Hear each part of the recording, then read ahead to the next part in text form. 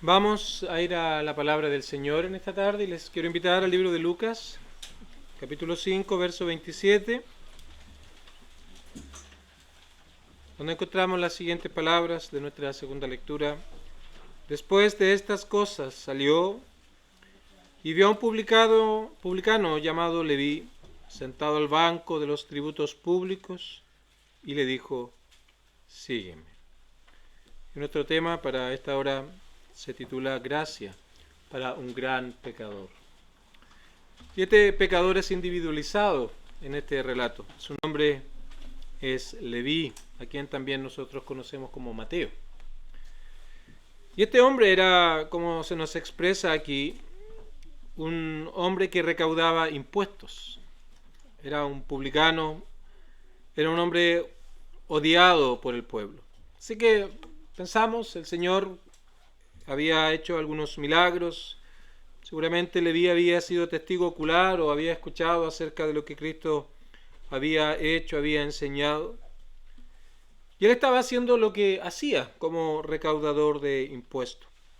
Este era un hombre judío y los que estaban a cargo de todos estos asuntos tenían una licencia que le había sido dada por las autoridades romanas para precisamente cobrar impuestos, y los romanos le pedían un porcentaje, un monto, así que ellos todo lo que quedaba, todo lo que sobraba, simplemente lo dejaban para su propio beneficio. Y en más tenían libertad para cobrar básicamente lo que a ellos se les ocurriera. Así que obviamente eran hombres que, por hacer esto que hacen, eran odiados por el pueblo, especialmente por los judíos. Los consideraban personas traidoras, que se habían entregado al imperio romano para poder aprovecharse de los judíos. Así que estos hombres, como tenían gran trabajo que hacer, inclusive contrataban a otras personas para que le hicieran el trabajo sucio, de hecho. Cuando no querían pagar, contrataban a algunas personas para que, por medio de la violencia, inclusive, estuvieran exigiendo lo que a ellos le correspondía. Así que era obvio que eran odiados estos hombres. No podemos decir que eran personas amadas por el pueblo, muy por el contrario, eran tratados de manera terrible. Pero hay algo más que era propio de estas personas, que amaban el dinero, amaban lo que su posición les daba, amaban lo que estaban consiguiendo, disfrutaban inclusive lo que hacían porque redundaba en gran beneficio para sí, a pesar del odio que tenían.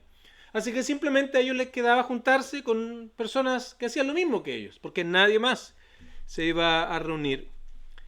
Y pensamos en este hombre, Leví o Mateo, y vemos que nuestro Señor Jesucristo, a esta persona, a este hombre, a Mateo o a Leví, le expresa en el versículo número 27 las siguientes palabras: sígueme. Una simple palabra, pero que implicaba grandes cosas, y lo sigue implicando, por supuesto, todavía.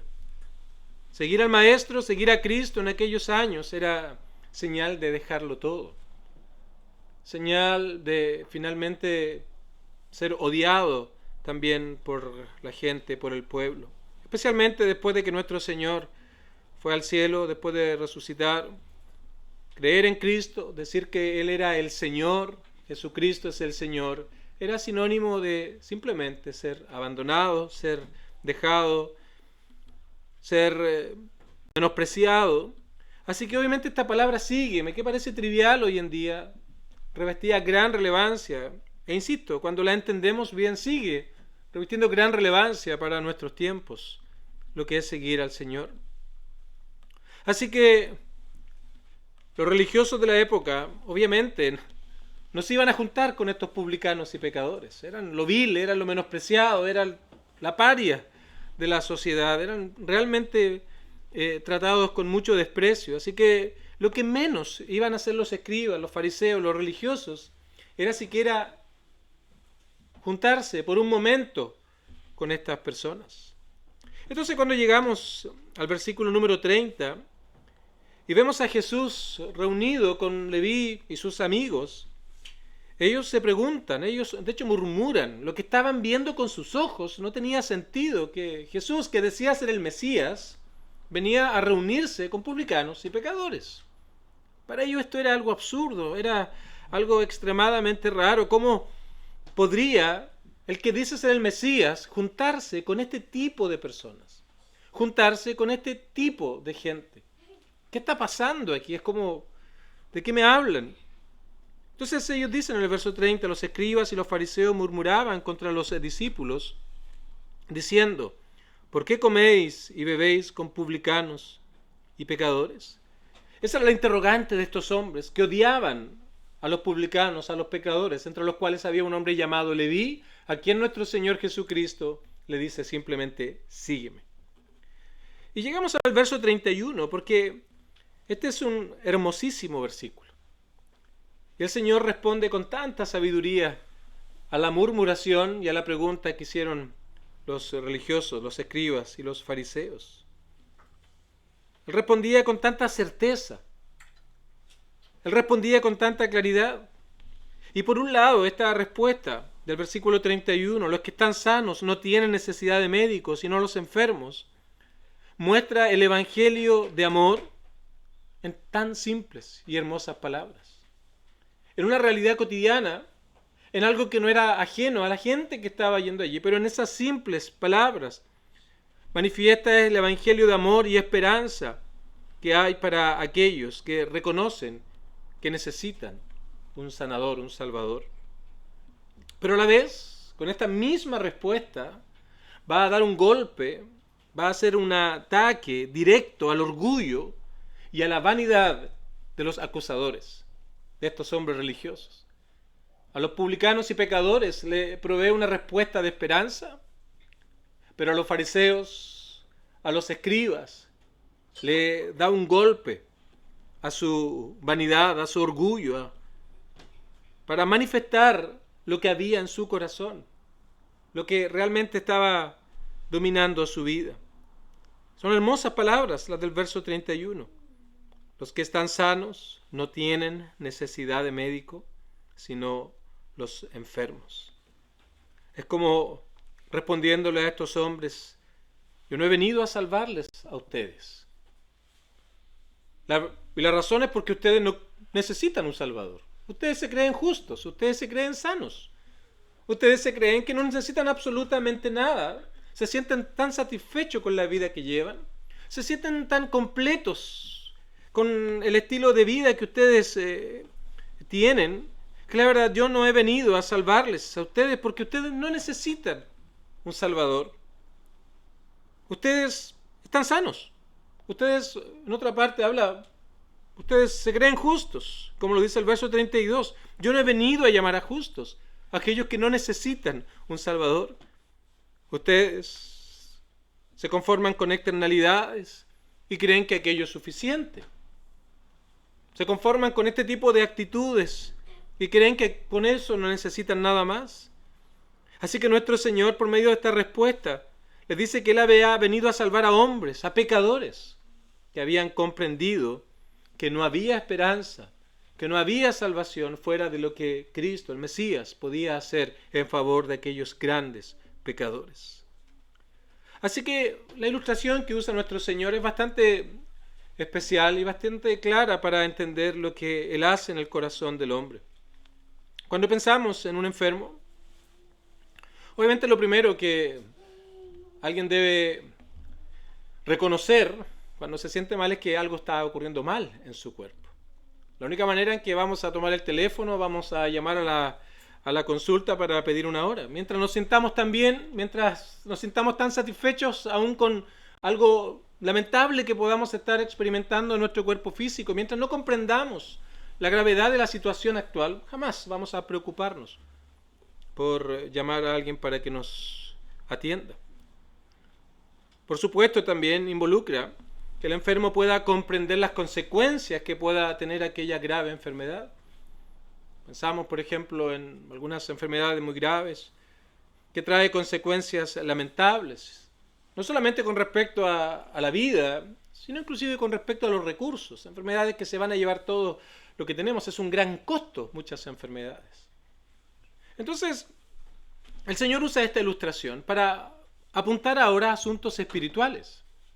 Porque Él dice, los sanos no tienen necesidad de médicos, sino los enfermos.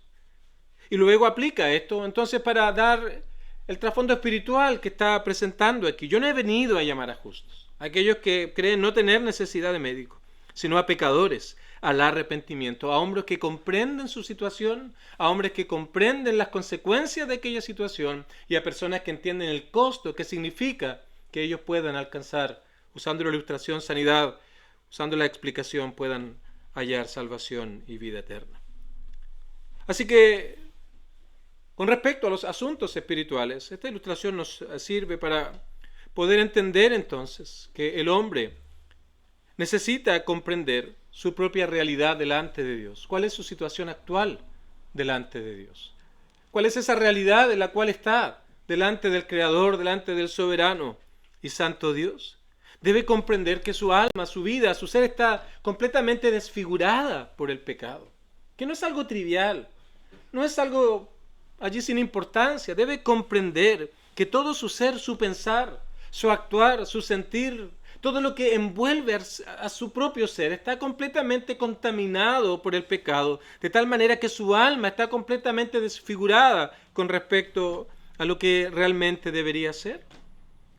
Debe comprender que su realidad actual es que está en enemistad contra Dios, en una rebeldía activa en contra del Creador, y con injusticia, de distintas maneras, busca detener la verdad de Dios. Así que debe comprender estas cosas, que está dominado por todo aquello, y a la vez debe reconocer que aquella precaria situación espiritual en la que se encuentra no es algo que pueda solucionar por sí mismo. Debe acudir a alguien que pueda hacer algo por él, porque en esa condición no hay nada, absolutamente nada que pueda hacer por sí mismo. Así que eso es con respecto a la situación actual. Pero, ¿cuáles son las consecuencias de esto? ¿Cuáles son las consecuencias de esta grave enfermedad? Ya no física, sino un problema en el alma. Y esto nos lleva a pensar también en la situación futura. Debe comprender que que esta actitud del corazón, este pecado que está arraigado en lo más íntimo de su ser, significa condenación eterna. Significa estar lejos de Dios para siempre. Significa la imposibilidad de poder estar en comunión con Dios, en reconciliación con Dios. Debe comprender que no hay nada que pueda hacer por sí mismo, producto de este pecado que reina en él. No hay cura para él. No hay nada que pueda hacer por su vida. Simplemente debe entender, tal como un enfermo terminal debe comprender que ha de morir, este hombre debe comprender que a no ser que alguien haga algo por él, va a estar eternamente lejos de Dios, separado de Dios por la eternidad. Pero también, cuando hablamos de enfermedad, no solamente hablamos de nuestra situación actual, no solamente hablamos de lo que pueda ocurrir, de las consecuencias de esta circunstancia, sino también pensamos en el remedio. Pensamos en cuál es la medicina que debemos tomar. Así que en asuntos espirituales, es comprender que ni la religión, ni mis esfuerzos, ni mi manera de entender a Dios podrán hacer algo en favor de mi alma. Y eso era lo que estos hombres, fariseos, escribas y religiosos de la época de Jesús no lograban comprender. Básicamente, hemos hablado harto de esto últimamente, pero simplemente estos hombres pensaban que por medio de ceremonias, de actitudes, de cosas externas, podían ellos ser aceptos delante de Dios. Tal vez por años dentro de alguna institución religiosa, o por años llevando una vida aparentemente moral, perfecta, según él, podía entonces merecerse el cielo. O porque tal vez sus obras buenas eran más que las obras malas. Así que este famoso pensamiento de que al final nuestras obras van a ser puestas en la balanza y debo asegurarme de que mis buenas obras sean más que las malas, para de esa manera entonces poder tener amplia y generosa entrada en el reino de nuestro Señor Jesucristo. Pero en primer lugar, entonces, con respecto al remedio, debe saber cuál no es el remedio. De la misma manera, como si alguien de nosotros está tal vez resfriado o tiene algún problema de gripe, no vamos a tomar un remedio que sea para el corazón. No tiene sentido, ¿verdad? Al contrario, nos haría pésimo. Entonces, de la misma manera, cuando hablamos del alma y de la condición en la que se encuentra, comprendemos que estos remedios de la religiosidad, estos remedios de la moralidad, no tienen absolutamente ningún poder, ningún efecto sobre esa alma que está cautiva en el pecado. Por ende, cuando hablamos del remedio, es una comprensión clara y evidente de lo que Cristo vino a hacer aquí a esta tierra. Y el versículo 32 lo presenta ahora. Dijo Jesús: yo no he venido a llamar a justos. Él había venido con un propósito. Él no había venido para ver qué ocurre. Él no había venido para ver qué va a pasar y ver si puede hacer algo. Él había venido con un propósito claro. Y él había venido a llamar, no había venido a llamar a justos, sino vino a llamar a pecadores al arrepentimiento. A hombres que estaban están en una situación terrible, que son esclavos del pecado, cautivos de Satanás. Los llama entonces para que puedan reconocer que todo aquello es su propia responsabilidad. Es su propia culpa. Que todo lo que ellos son, básicamente, es producto de aquella situación que el pecado reina en su vida. Entonces Él lo expresa aquí. No ha venido a llamar a justos, sino a pecadores. Ha venido a llamar a enfermos. Ha venido a llamar a aquellos que tienen necesidad de un Salvador. Aquellos que reconocen que no pueden salvarse a sí mismos. El gran médico de almas. Él es el que puede dar salvación plena y gratuita a aquellos que en primer lugar abandonan su autojusticia. Aquellos que abandonan sus propios pensamientos con respecto a la manera en cómo ellos pueden alcanzar salvación y comunión con Dios. Y ahora confían completa y absolutamente en lo que Cristo hizo en la cruz del Calvario, cuando Él se entregó allí a sufrir, no tanto en su cuerpo físico, sino principalmente en su alma, cuando Él llevó las consecuencias del pecado de todos aquellos que un día, como estos enfermos, estos pecadores, iban a clamar por piedad, iban a clamar por misericordia, iban a venir en arrepentimiento, reconociendo su situación actual, reconociendo su situación futura y reconociendo que tan solo en Cristo hay esperanza, hay salvación, hay perdón de pecados y hay vida eterna. Este es el gran médico de almas, que allí en la cruz del Calvario pagó el precio por nuestro rescate. Esa deuda que acumulamos día tras día, nuestro Señor la pagó en la cruz del Calvario, para que nosotros ahora en Cristo podamos alcanzar salvación, vida eterna, comunión y reconciliación con Dios. Este médico de almas, que no viene a llamar a justos, sino a pecadores al arrepentimiento, trae salvación, trae perdón, trae vida eterna, trae comunión, trae reconciliación a quienes han visto su condición pecaminosa. Aquellos que reconocen que están lejos de Dios, que comprenden que el pecado debe ser castigado, y comprenden, entienden y reconocen que ellos merecen aquel castigo, que justamente han sido condenados por la maldad en contra de Dios, que reconocen que por sí mismos no pueden, pero aquellos que ven la gracia de Dios, aquellos que reconocen que por medio de Cristo ellos pueden una vez más alcanzar vida espiritual, alcanzar perdón de pecados, alcanzar vida eterna, aquellos que ya no confían en sí mismos, sino confían en todo lo que Cristo hizo en la cruz del Calvario. Así que confían en Él, se entregan a Él, se aferran a lo que Él hizo, entendiendo que ya no hay absolutamente nada fuera de Cristo que pueda hacer algo en favor de sus almas. ¿Qué es lo que produce eso? ¿Qué es lo que viene cuando venimos delante de Dios, confiando plenamente en lo que Él hizo en la cruz del Calvario? Allí hay una conversión, una transformación, una nueva vida que el Señor nos da. La pregunta es, ¿qué es conversión? Es ese cambio en la vida del hombre que incluye todo lo que él es. Incluye su carácter, incluye sus pensamientos, incluye su actuar. Hay una nueva vida, nueva mente, nuevos pensamientos.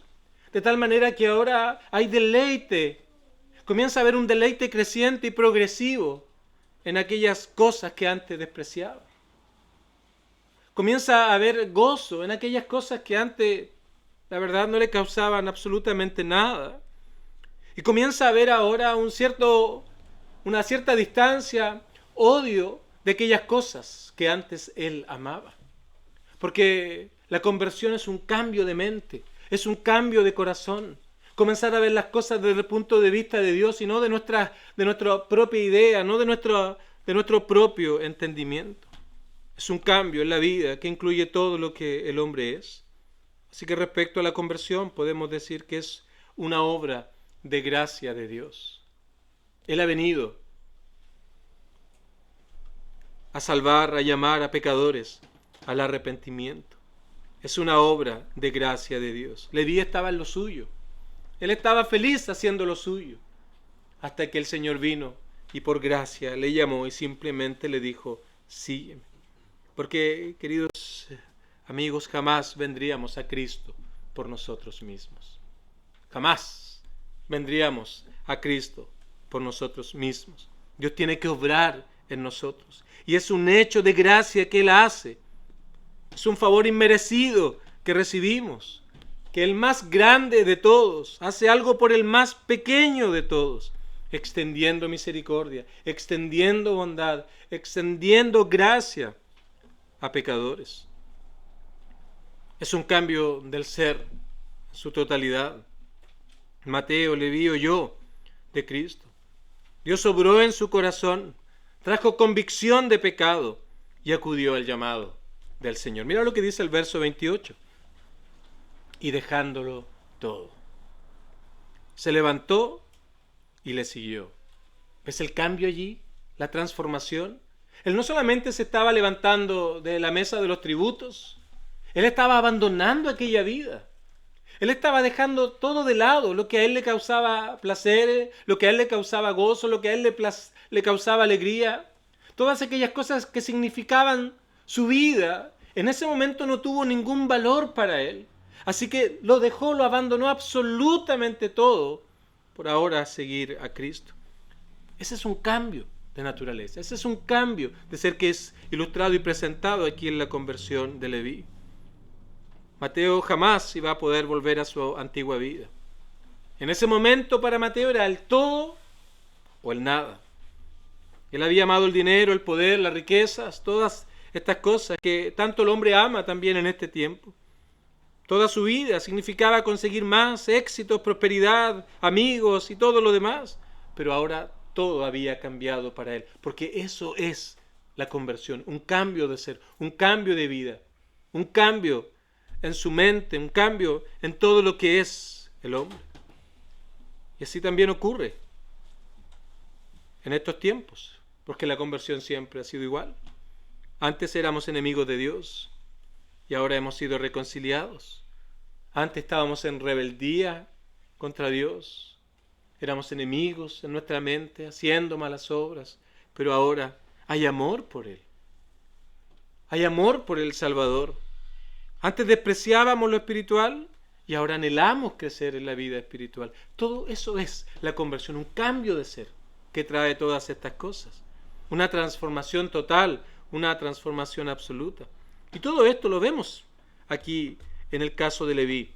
Gracia para este gran pecador. Vemos que la conversión le hizo dejar todo. Pero hay algo más. Él siguió al Señor. Porque la conversión trae un deseo profundo de conocer más de Cristo. Versículo número 29. Y Leví le hizo gran banquete en su casa. Vemos aquí a este hombre. Quería saber más de Cristo. Quería saber más de Él. Lo quería tener cerca para poder aprender más acerca de su obra. Acerca de lo que Él había venido a hacer. Luego lo vemos también con un deseo de compartir con otros que habían creído en Cristo. Pero hay algo más que vemos en el versículo 29, que la conversión trae un deseo de que otros conozcan al Salvador. ¿Cuántos de los que están hoy aquí vinieron a la fe porque alguien les invitó? Porque alguien se dio el trabajo de ir a su hogar a hablarles del Evangelio, a hablarles de este poder transformador. Queridos amigos, si hoy día tú estás aquí porque alguien te invitó, debes ver esto como algo hermoso, que el Señor te permite en su gracia común experimentar, oír el más dulce mensaje del Evangelio. Y si el Señor soberanamente obra en tu vida, este deseo de que otros conozcan también este poder transformador va a venir a ti. Mateo no solo invitó a Cristo, él invitó a sus amigos, a sus colegas, a estos con los cuales disfrutaba antes, a los publicanos, a los pecadores, a otro tipo de personas, para que ellos pudieran también oír acerca de lo que Cristo vino a hacer. La conversión es ser limpios, ser perdonados del pecado. Toda culpa es borrada, toda culpa es perdonada, todo registro de pecado es quitado. Ya no hay condenación, hay vida eterna. Eso es la conversión. Eso es lo que Dios hace en el alma. Eso es lo que Dios produce en el ser. Borra por completo la culpa del pecado, ese pecado arraigado, ese pecado que nos dominaba. La conversión lo quita. Pero en último lugar, la conversión es algo personal. No es algo que venga por la familia, por herencia. No es algo que venga por algún carácter étnico. La conversión es una obra que Dios hace de manera personal en aquellos que vienen delante del Señor. Cuando vemos lo que el Señor hizo, de hecho, como el Señor llamó a conversión, usó muchas maneras, muchos medios. Pero a Mateo simplemente le dijo, sígueme. Simplemente pasó por allí, le dijo, hey tú, Leví, sígueme. Esto es algo personal, queridos amigos. Si confías tal vez en algún familiar, en un padre, en una madre, confías en alguna persona, créeme, debes considerar esto como un llamado personal del Señor. Y hoy te llama por medio de este ejemplo de gracia que vemos en Leví, en Mateo. Un hombre que era lo menospreciado de la sociedad, pero había gracia para este gran pecador de parte de nuestro Señor. Queridos amigos, y concluyo. El llamado de Dios entonces es para que consideremos todo lo que el Señor ha hecho en favor de pecadores y consideremos el llamado que Él nos hace. ¿Piensas que eres justo? ¿Piensas que no necesitas absolutamente nada, que tu vida va todo excelente y no hay ningún interés? ¿Te sientes tan seguro? El Señor no ha venido a llamar a ese tipo de personas. Él ha venido a llamar a pecadores, aquellos que reconocen su necedad, aquellos que reconocen cuánto necesitan a Cristo, aquellos que necesitan cuánto necesitan o reconocen cuánto necesitan a un Salvador. El Señor ha venido a llamar a pecadores para que puedan entonces recibir gracia y misericordia. Así que debes venir delante del Señor de manera personal, en arrepentimiento y fe. Aún en este día, pues hoy día, antes de que termine este día, estaré en tu hogar, buscarás un lugar quieto, donde vas a meditar tal vez acerca de tu vida, ya no bajo lo que la sociedad manda o lo que tú piensas, sino bajo lo que Dios dice en su palabra. Esta es mi realidad, esto es lo que yo he sido, estas son las cosas que he hecho, estas son las cosas que he pensado. El pecado había desfigurado mi alma, mi pensar, mi actuar, mi sentir. Todo aquello estaba inclinado al pecado. Y le confiesas esas cosas delante del Señor. Esto es mi orgullo, mi maldad, mi vanagloria. Estas son las cosas que he hecho durante toda mi vida. Y le dice, Señor, deseo tu perdón, deseo tu limpieza. Sé que no puedo darme vida a mí mismo, sé que no puedo limpiar mi pecado. Sé que no puedo dejar de hacer lo malo cuando estoy habituado por naturaleza a hacerlo. Señor, tú puedes cambiar todo esto. Y le dice, soy un pecador miserable. No puedo reformarme a mí mismo, por más que lo intente, por más que me esfuerce. Señor, pero hoy comprendo que debo confiar en ti, en todo lo que Cristo hizo en la cruz del Calvario, que ya no hay otra manera, otra forma, no hay otro camino. Señor, abandono estos intentos vanos que he hecho para poder estar a cuentas contigo. Abandono todos estos esfuerzos que trato de hacer para ganar algún favor de parte de Dios. Creo en que Cristo pagó por mi pecado en la cruz del Calvario, llevando el castigo que yo merecía. Señor, recíbeme como a uno de tus hijos. Señor, recíbeme como alguien que con sinceridad viene delante de ti, sin ni un gramo de autoconfianza, sin ni un gramo de autojusticia, porque si hay algo de eso en ti, el Señor no ha venido a llamar a justos, no ha venido a llamar a hombres que creen y a mujeres que no necesitan nada del Señor.